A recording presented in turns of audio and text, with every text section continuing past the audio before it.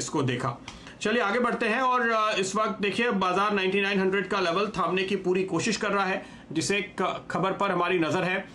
कल आपको रिलायंस इंडस्ट्रीज के राइट्स इशू की लिस्टिंग होती हुई दिखाई देगी। प्रकाश दीवान हमारे साथ जुड़ रहे हैं।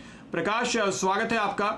काफी रिकॉर्ड्स बनाए इस इशू ने, जिस तरह की डिमांड देखने को मिली हमारे बाजारों के इतिहास में पहली बार हमने देखा राइट्स एंटाइटलमेंट की ट्रेडिंग हुई, यानी जिन लोगों के पास राइट्स लेने के लिमिटेड अधिकार थे उन्होंने और एक्स्ट्रा राइट्स एंटाइटलमेंट खरीदे और उसके ऊपर अप्लाई किया, और उसके बाद भी जब पूरा का पूरा इशू भरने का प्रोसेस खत्म हुआ तो हमने देखा कि करीब 60% ज्यादा बोलियां लोगों ने लगाई थी, यानी काफी लोग हैं जो राइट्स लेना चाहते थे पर ले नहीं पाए। तो अब लिस्टिंग होगी, उसके बाद क्या देख रहे हैं आप?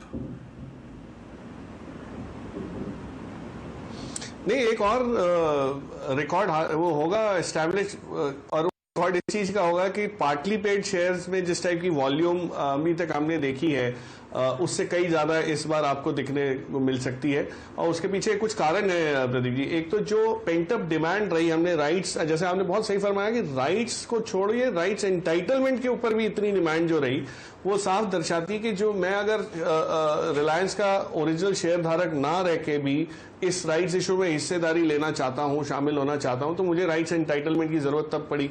अब वो मैंने हासिल किया, राइट्स का शेयर लिया। अब जो पड़ाव है उसमें ये पार्टली पेड शेयर जो आएंगे ये कॉल ऑप्शन की माफिक हैं, जिसमें आपको अगले 1.5 साल में पूरा इसका पेमेंट करके एक फुल्ली पेड शेयर आपका हो जाएगा। तो फुल्ली पेड शेयर ना होके भी आप उसका फायदा, आज सारी जो खूबियां और अच्छाई है शेयर की कंपनी की, वो आप इस पार्टली पेड शेयर से भी हासिल कर सकते हैं। तो उस लिहाज से आपको कम लागत में बड़ी क्वांटिटी में एक्सपोजर लेने का जो चांस मिलेगा, तो रिटेल पार्टिसिपेशन और कई हद तक इंस्टीट्यूशनल पार्टिसिपेशन भी अच्छा खासा आएगा। और मुझे लगता है कि जो 1 साल का जो समय आपके पास है, समय मर्यादा, उसका ब्याज गिन लीजिए या अपॉर्चुनिटी कॉस्ट गिन लीजिए, उस टाइप का एक प्रीमियम भी जो है बेसिक अंडरलाइंग शेयर के उस पर बना रहेगा। सो दोनों चीजों का मिलान करके आप देखेंगे तो एक अट्रैक्टिव जोन में रहेगा और अच्छी खासी वॉल्यूम के साथ ये एक नया रिकॉर्ड भी हासिल कर सकता है, ये मेरी उम्मीद है। चलिए दीवान साहब, 1-2 प्रश्न मेरी तरफ से भी थे।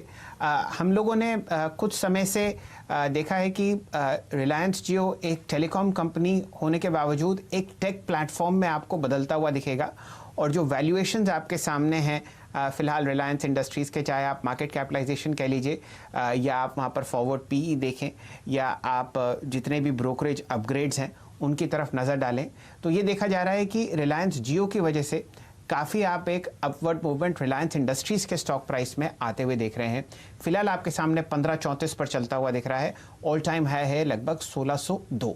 आपकी व्यक्तिगत राय क्या है RIL के स्टॉक पर? नहीं, मेरे हिसाब से ये शेयर स्ट्रैटेजी इसमें बाय ऑन डिप्स की रहेगी। उसका कारण है कि जिस टाइप का कॉन्फिडेंस विश्व के इतने बड़े नामी निवेशकों ने दिखाया है जियो के प्लेटफॉर्म पे, ये एक शुरुआती तौर पे सिर्फ प्लेटफॉर्म का आंकलन हुआ है शैल जी। अभी इसके ऊपर काम होगा, कुछ गलतियां होंगी, कुछ समय आगे पीछे इसमें वो हो सकता है, एग्जीक्यूशन में आगे पीछे टाइमलाइंस रहे, लेकिन आगे चल के ये जो आपको बिजनेस देने की आपकी हिस्सेदारी मिल रही है रिलायंस इंडस्ट्री का शेयर लेके, वो एक यूनिक मॉडल है जो दुनिया में क्या हिंदुस्तान में तो एटलीस्ट कोई इस टाइप का आपको मॉडल और कहीं नहीं मिल रहा। तो एक यूनिक बिजनेस में पार्टिसिपेशन, और इस दौर में ये महामारी के समय में जो अनिश्चितता से लड़ना हो आपको, तो कोई चीज निश्चिंत होके ले सके, तो इस टाइप की चीज है। तो व्यक्तिगत मेरी राय ये है कि इसको आप बाय ऑन डिप्स है, अगर कहीं मार्केट में गिरावट आने की वजह से आपको और सस्ते में मिलता है और ऐड कीजिए, जितना आपकी एपेटाइट है उसके हिसाब से आप इसको 1/4 करते हुए अपने पोर्टफोलियो में ऐड कर दीजिए, और अगले 1.5-2-3 साल के लिए इसको देखिए, अलग अलग रुख आएंगे, इसमें अलग अलग अनलॉकिंग ऑफ वैल्यू आती जाएगी, उस हिसाब से आपके ये पोर्टफोलियो में इसका अच्छा खासा समावेश हो सकता है।